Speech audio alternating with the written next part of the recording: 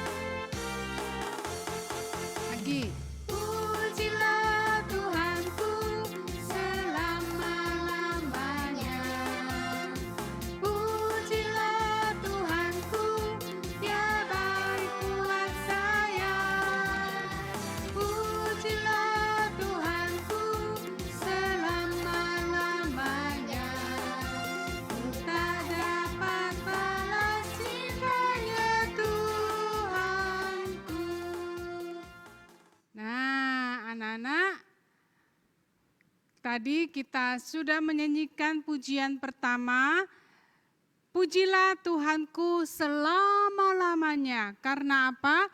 Karena Tuhan selalu baik buat kita. Apa sih kebaikan Tuhan?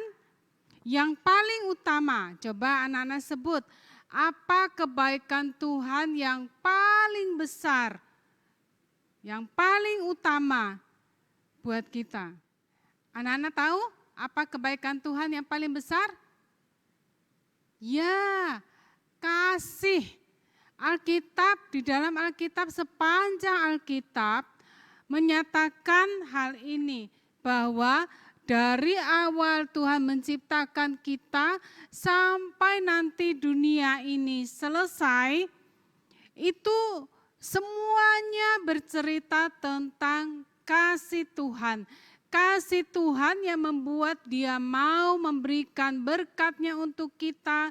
Dia menolong kita ketika sakit, Dia menolong kita ketika kita ulangan, Dia menolong kita ketika kita membutuhkan apapun, semua dasarnya karena ada kasih Tuhan yang begitu besar untuk kita anak-anaknya.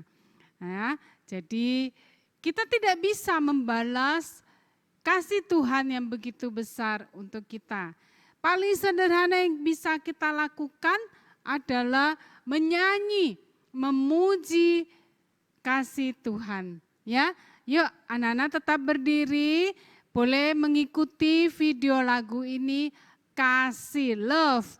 Anak-anak boleh menyanyikannya sambil mengikuti gerakannya. Nyanyikan dengan riang, nyanyikan dengan semangat ya.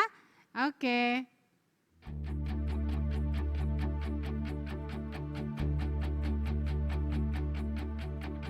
Come on now, let's open up the book. Come on now and take a good long look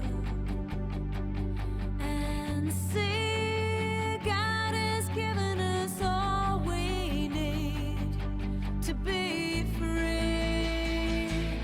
It's about you, it's about me, it's about the truth that sets us free. It's about L-O-V-E, love from the Father up above. It's about hope, it's about life, it's about the love of Jesus Christ. It's about everlasting, never failing love. Come on now, let's open up the book. Come on now and take a good long look and see God has given us all we need to be free. It's about you, it's about me, it's about the truth that sets us free. It's about L-O-V-E, love from the Father up above. It's about hope, it's about life, it's about the love of Jesus Christ. It's about everlasting, never failing love. Oh, it's about you, it's about me, it's about the truth that sets us free. It's about L-O-V-E, love from the Father up above. It's about hope, it's about life, it's about the love of Jesus Christ. It's about everlasting, never failing love. It's about everlasting, never failing love. It's about everlasting, never failing, ever faithful, never ending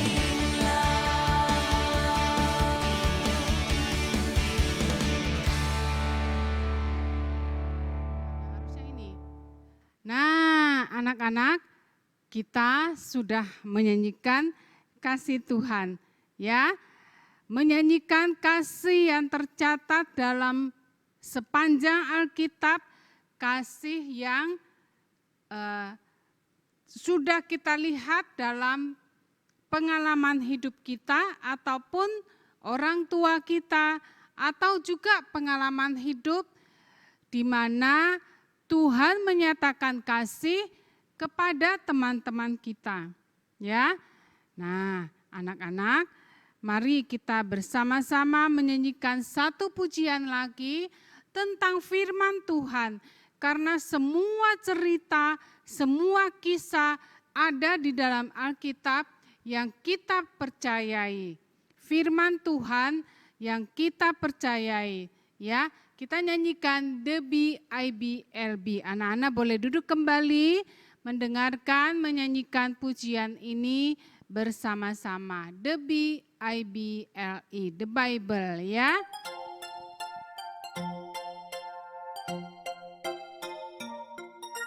The Bible, that's the book for me. I stand alone on the Word of God. The Bible, the Bible, that's the book for me. I stand alone on the Word of God. The Bible, the Bible,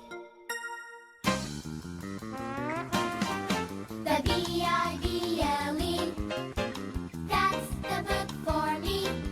I stand alone on the Word of God. The Bible, the Bible, that's the book for me. I stand alone on the Word of God. The Bible, the Bible, that's the book for me. I stand alone on the Word of God. The Bible, the Bible,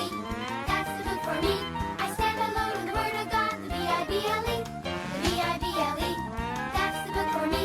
I stand alone on the Word of God. The Bible, Bible.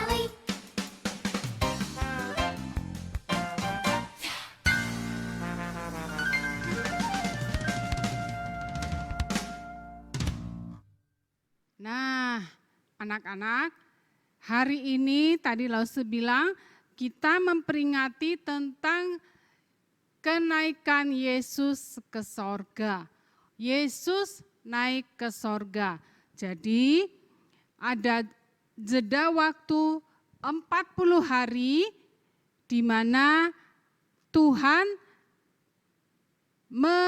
menampakkan diri seringkali terus-menerus berulang-ulang kepada murid-muridnya. Bukan hanya kepada 12 muridnya, tetapi juga kepada orang banyak yang sudah menjadi murid Tuhan. Anak-anak masih ingat setelah Yesus bangkit, lalu dia menampakkan diri kepada 2 orang muridnya. Anak-anak masih ingat? Nah, ini adalah murid Tuhan yang salah satunya bernama Kleopas. Anak-anak masih ingat ceritanya? Pada waktu itu Yesus sudah bangkit. Lalu mereka sedang berjalan mau ke kota Emmaus. Di tengah jalan mereka saling bercerita. Mereka masih terus mempertanyakan, bertanya-tanya dalam pikiran mereka. Kok Yesus katanya adalah Tuhan? Kok Yesus mati? Dia dikubur seperti kita pada umumnya. Ya. Mereka bertanya-tanya demikian. Nah, tiba-tiba Yesus hadir di tengah-tengah mereka. Lalu Yesus mendengar apa yang mereka katakan. Tapi saat itu mereka tidak tahu itu adalah Yesus. Sampai kemudian cerita, lalu Yesus memberitahu mereka, aku ini adalah Yesus yang sudah bangkit. Wah, mereka begitu mengetahui bahwa Yesus benar-benar bangkit. bukan cerita bohong. Yesus benar-benar bangkit dan hidup. Sekarang ada bersama dengan mereka. Anak-anak mereka sangat bersuka cita. Yang tadinya hatinya ragu, apa benar ya Yesus itu Tuhan. Sekarang sangat bersuka cita, bersemangat. Mereka cepat-cepat ingin bertemu murid Tuhan yang lain dan memberitahukan Yesus benar-benar hidup. Yesus benar-benar sudah bangkit. Dia benar adalah anak Allah. Nah, anak-anak, bukan kepada kedua murid ini saja Yesus menampakkan diri. Yesus juga menampakkan diri kepada murid-muridnya yang lain. Pada waktu itu setelah Yesus mati, beberapa muridnya seolah-olah kehilangan tujuan. Tadinya kan mereka ikut bersama Tuhan. Sekarang Tuhan tidak ada, lalu mereka harus bagaimana? Akhirnya beberapa dari mereka kembali menjadi nelayan. Pada suatu hari mereka pergi berlayar, mereka mau menangkap ikan. Tapi sudah tunggu begitu lama, tidak ada satu ikan pun yang mereka dapatkan. Nah, lalu tiba-tiba ada seorang yang berdiri di pinggir pantai. Lalu orang itu mengarahkan, ayo jalamu ke sebelah sana. Mereka heran, orang ini siapa? Tapi mereka nurut. Nah, ketika mereka menuruti perkataan orang tersebut, benar saja tiba-tiba jala mereka semakin berat. Dan ketika mereka mengangkat naik jala itu, anak-anak tahu apa yang terjadi? Jalannya penuh dengan ikan. Begitu banyak sekali ikan. Mujizat. Luar biasa.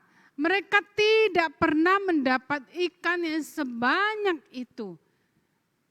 Mereka masih tidak percaya. Mereka masih agak ragu. Tapi lalu Tuhan di pinggir pantai sudah menyiapkan bara api siap untuk membakar ikan.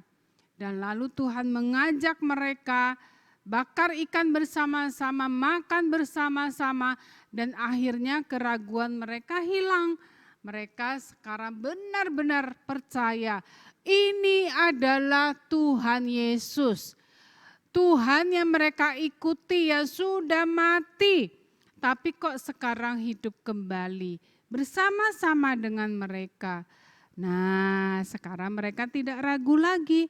Mereka betul-betul percaya Yesus hidup dan adalah anak Allah, ya.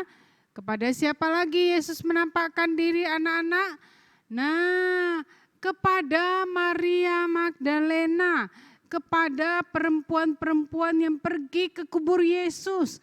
Ketika mereka pergi ke kubur Yesus, mereka melihat, loh, kuburnya kok kosong. Mayat Yesus sudah diambil orang.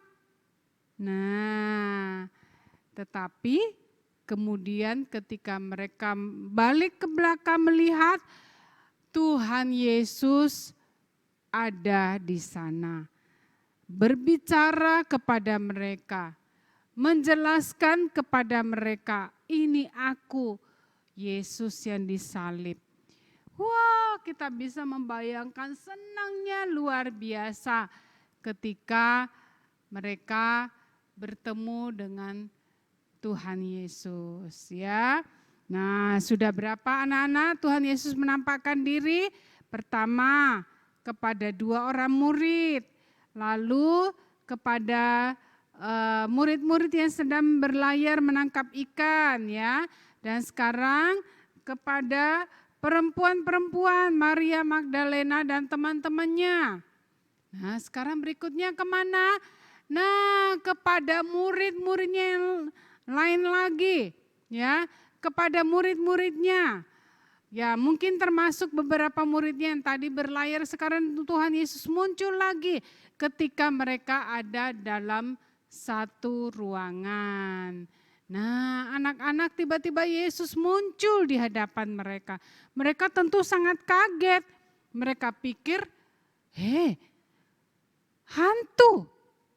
Tapi kemudian Tuhan segera meyakinkan mereka bahwa Tuhan bukan hantu. Tuhan benar-benar hidup, ya. Terus kepada siapa lagi? Nah, anak-anak,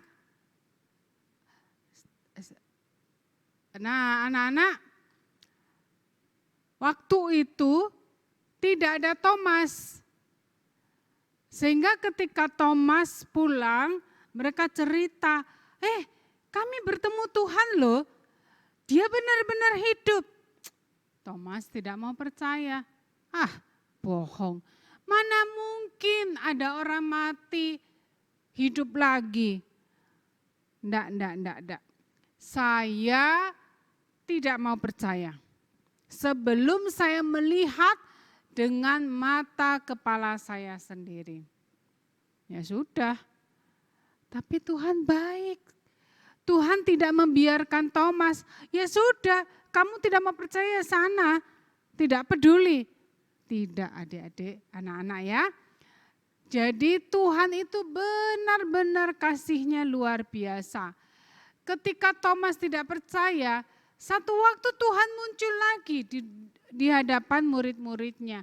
Dan saat itu ada Thomas. Lalu Tuhan mengatakan kepada Thomas, Thomas, kamu tidak percaya aku benar-benar bangkit. Kamu tidak percaya, sini nih.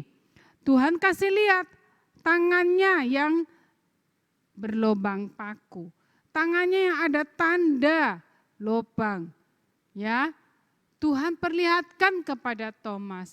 Nah, di situ baru Thomas kemudian percaya Tuhan, dengan malu dia tunduk, dia sujud menyembah kepada Tuhan, minta ampun kepada Tuhan. Tetapi dia kemudian sekarang menjadi percaya bahwa Tuhan benar-benar sudah bangkit.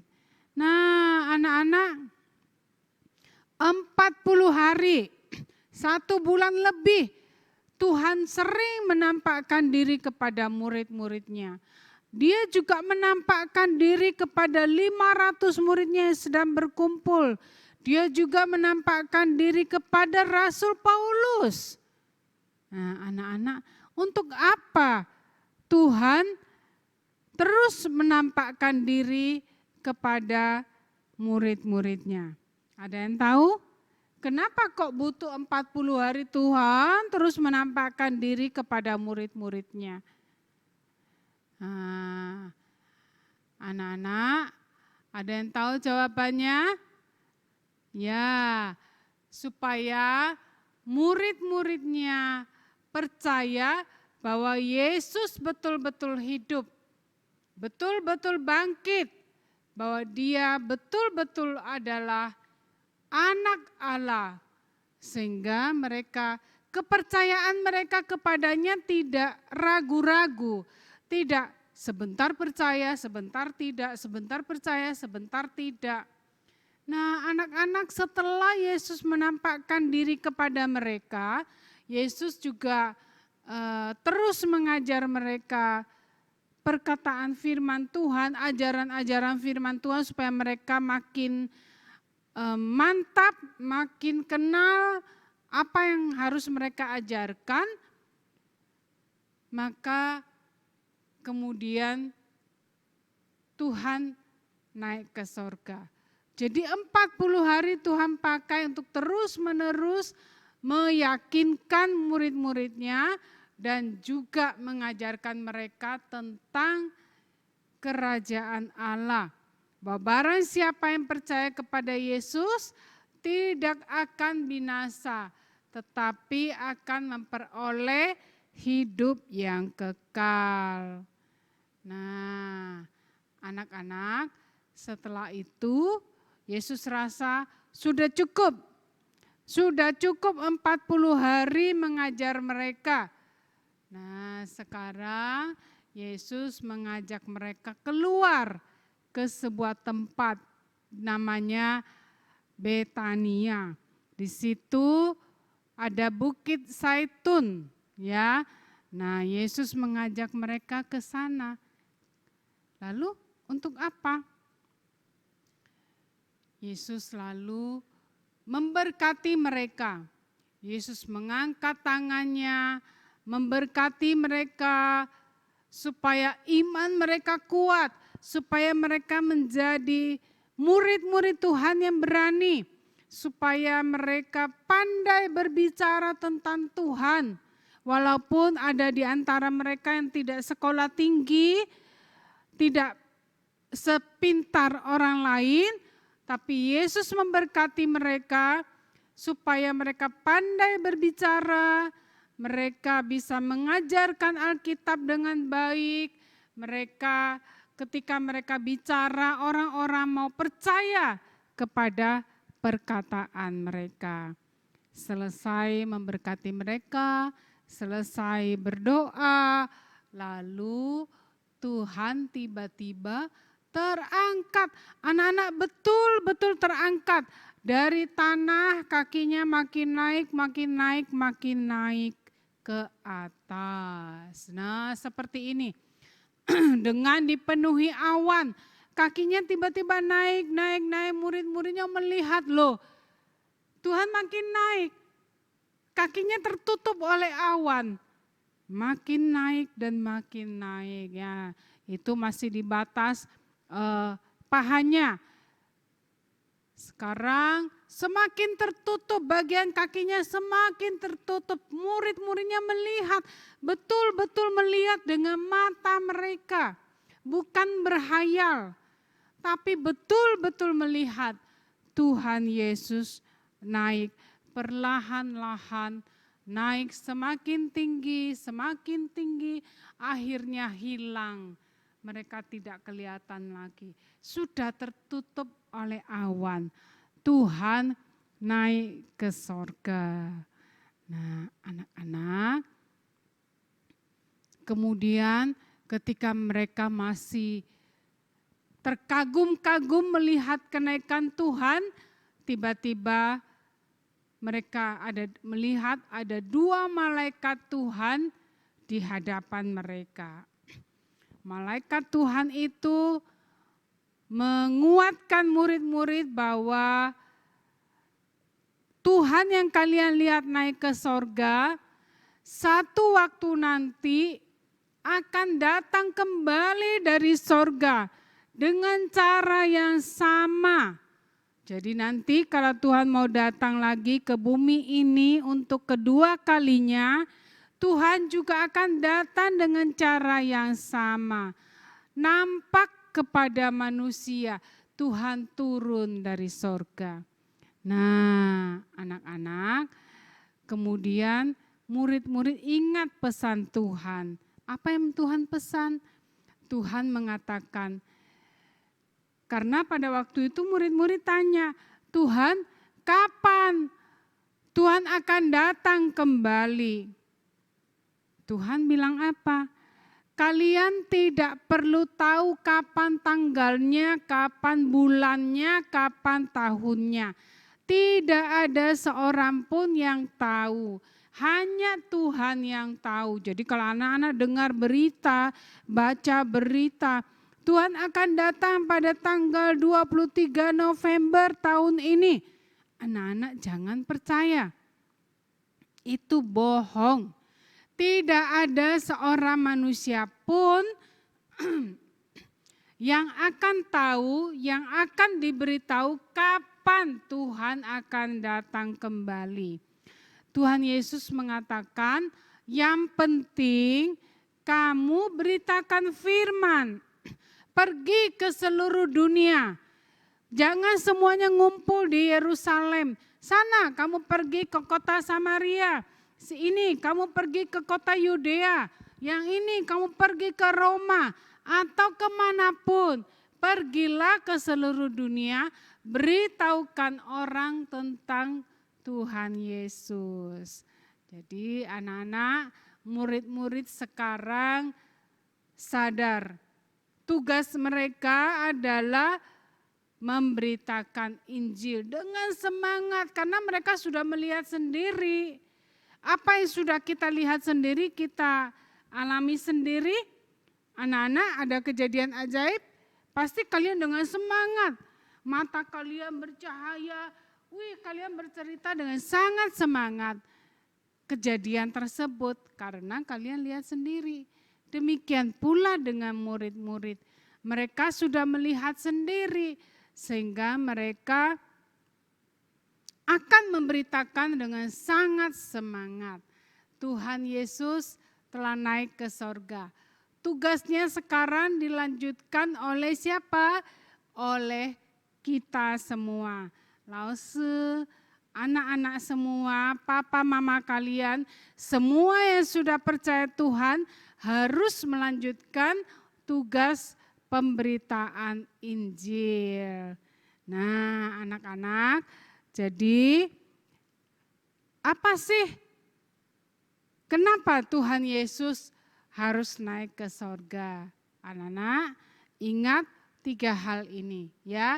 Pertama, mengapa Yesus harus kembali ke sorga? Pertama, karena tugasnya di dunia ini telah selesai. Telah selesai, dia harus kembali ke sorga. Kalau belum selesai, Allah Bapa tidak akan menerima Tuhan Yesus. Tetapi karena tugasnya di dunia telah selesai, maka Tuhan Yesus harus kembali ke sorga. Duduk di tahtanya kembali. Ya, Tuhan bukan manusia sepenuhnya seperti diri kita. Tuhan adalah Allah. Jadi dia harus kembali ke sorga. Nah, anak-anak, Tuhan sudah menyelesaikan tugasnya. Tugas apa? Yaitu tugas mengajak orang untuk mempercayai dia bahwa dia adalah juru selamat yang datang untuk membebaskan manusia dari dosa dan dari kuasa iblis. Ya, jadi sekarang kita yang sudah percaya kepadanya, kita sudah bebas dari dosa. Kita juga, iblis juga tidak bisa lagi memperbudak kita. Iblis tidak bisa lagi menyuruh-nyuruh kita untuk melakukan kehendaknya. Iblis tidak bisa lagi, hai ayo kamu mencuri. Tidak bisa, karena kita bisa menolak. Kita bisa bilang, enggak, saya enggak mau mencuri. Ada keberanian untuk melawan iblis. Karena kita tahu ada Tuhan Yesus mendukung kita. Kita tidak takut. Oh, bagaimana kalau nanti iblis hukum kita? Iblis tidak bisa hukum kita kalau kita bersama dengan Tuhan Yesus. Malah iblis akan lari terbirit-birit, takut karena ada Tuhan bersama kita. Ya, anak-anak ya. Jadi kita boleh cerita ke orang lain, ayo percaya kepada Tuhan. Karena dalam Tuhan ada kemenangan, ya. Oke, hal yang kedua, Tuhan menunjukkan bahwa dia adalah pemenang. Dia menang, dia sudah mengalahkan iblis. Iblis berharap Tuhan Yesus gagal. Tuhan Yesus terus dikubur, matinya aja sangat kejam sekali, sangat menyedihkan, sangat menakutkan. Iblis pikir, hore saya menang, Tuhan Yesus kalah. Lihat tuh dia matinya aja kayak gitu. Itu untuk penjahat yang paling jahat, baru dihukum seperti itu. Nah, Yesus dihukum seperti itu, berarti dia kalah, saya menang. Nah, anak-anak, tetapi ternyata Tuhan tidak terus berada di kubur. Tuhan bangkit, Tuhan hidup. Nah, berarti siapa yang menang? Tuhan menang. Tuhan Yesus menang. Iblis tidak bisa menahan dia terus dikubur. Karena ternyata dia bangkit, dia hidup. dia tidak mati. Ya, dia kembali ke tahtanya, memerintah di sorga bersama-sama dengan Allah Bapa. Ya, Tuhan Yesus menang. Yang ketiga apa? Yohanes 14 ayat 2, Tuhan mengatakan, di rumah Bapakku banyak tempat tinggal. Untuk itulah Tuhan kembali untuk menyediakan tempat bagi kita. Anak-anak, dengan ayat ini Tuhan mau mengatakan bahwa sorga masih luas, sorga masih besar, masih banyak tempat. Ayo anak-anakku di dunia, ayo beritakan Injil, beritahu orang untuk percaya Tuhan. Masih banyak tempat di sorga. Di sorga kita akan hidup bahagia. Jadi orang-orang selalu menggambarkan sorga itu rumah yang paling mewah, rumah yang paling bagus, gemerlap, seperti terbuat dari emas. Di sana kita bahagia. Tidak ada lagi kalian saling bertengkar. Tidak ada lagi kalian saling berebut. Tidak ada lagi yang akan memukul kalian. Tidak ada yang akan menghina kalian. Di sana kita hidup bahagia selamanya. Bersama siapa?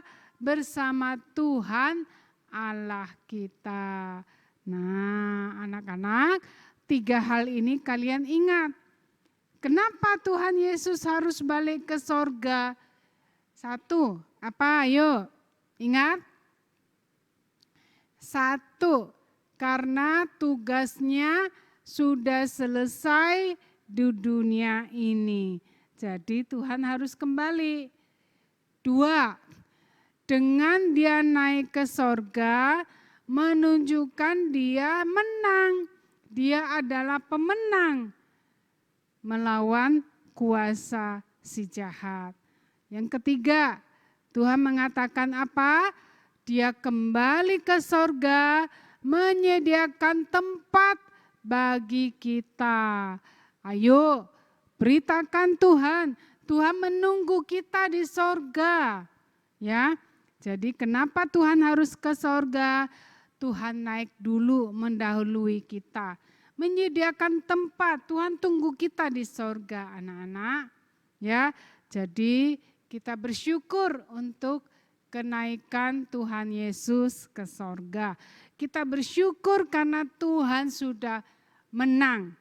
Ya, yuk sekarang bersama-sama kita hafalkan ayat hafalan kita.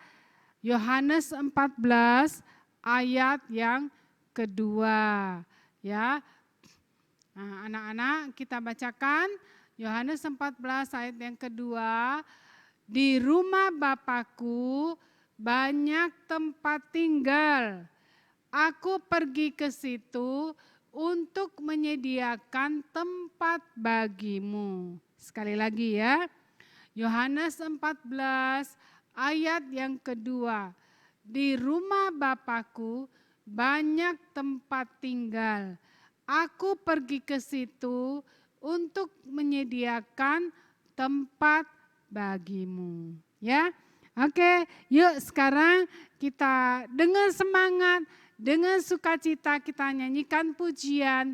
Ku menang bersama Yesus Tuhan. Ya, anak-anak ikut menyanyikan bersama-sama.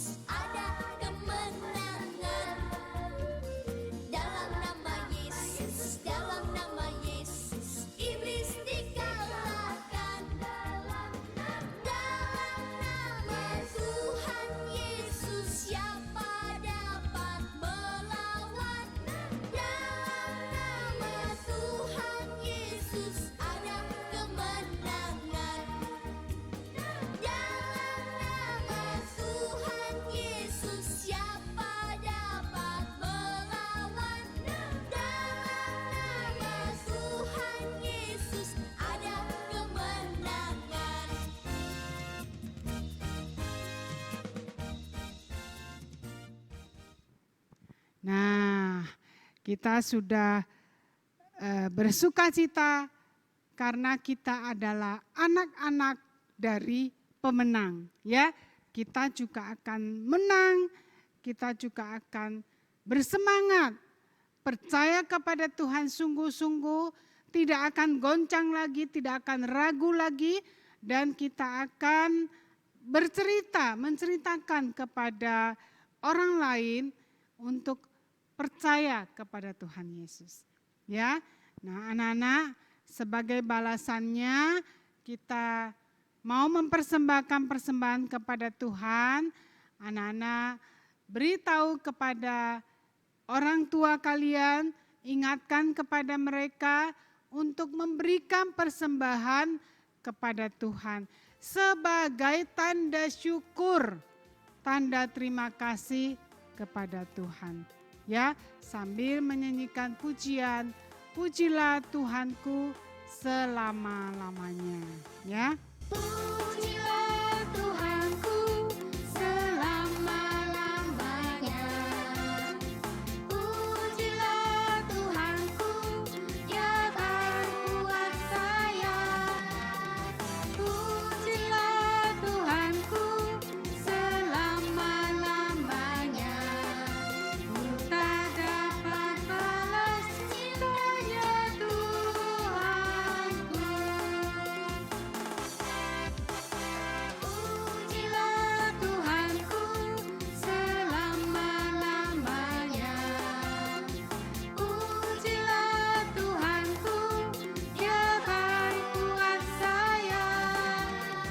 Pujilah Tuhanku selama-lamanya. Ku tak dapat balas cintanya Tuhanku.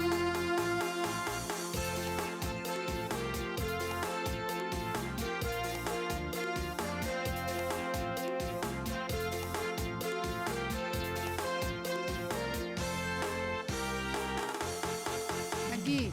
Pujilah Tuhanku selama-lamanya.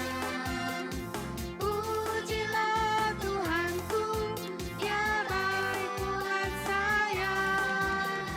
Pujilah Tuhanku selama-lamanya. Ku tak dapat balas cintanya Tuhanku. Nah, anak-anak, kita sudah menyanyikan pujian ini.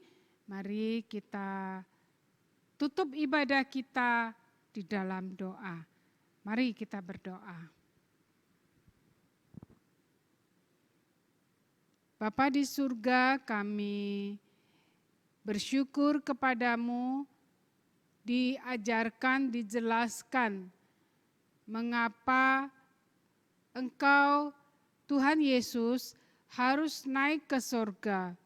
Sekarang kami mengerti Tuhan, dan kami akan melanjutkan tugas-Mu di dunia ini untuk memberitakan firman Tuhan. Dan setelah kami selesai nanti, dengan semangat kami akan menantikan waktu kami tiba masuk ke dalam kerajaan sorga. Kami dengan semangat menantikan Engkau datang kembali, Tuhan Yesus datang kembali ke bumi ini dan menjemput kami, membawa kami pulang ke sorga, bersama-sama berkumpul di rumah Tuhan. Terima kasih ya Tuhan, kami bersyukur untuk pengorbanan-Mu turun ke dunia ini bagi kami. Terima kasih Tuhan, dengar seruan doa kami ini. Kuatkan kami, beri kami keberanian memberitakan Injil. Beri kami hati yang selalu rindu belajar firman Tuhan, sehingga kami semakin pandai tentang firman Tuhan dan kami tidak mengajarkan hal yang salah. Tuhan tolong kami Tuhan pakai kami. Di dalam nama-Mu Tuhan Yesus, kami memohonkan doa ini. Amin. Ya, sampai jumpa lagi ya anak-anak ya. Setia setiap minggu beribadah kepada Tuhan. Walaupun lewat online. Mungkin terkadang bosan karena tidak bertemu teman-teman, tidak mengerjakan aktivitas yang menarik. Bersabarlah, tetap setia beribadah. Semoga waktunya cepat datang, COVID ini berlalu dan kita berkumpul lagi di sekolah minggu. Ya, oke, dadah.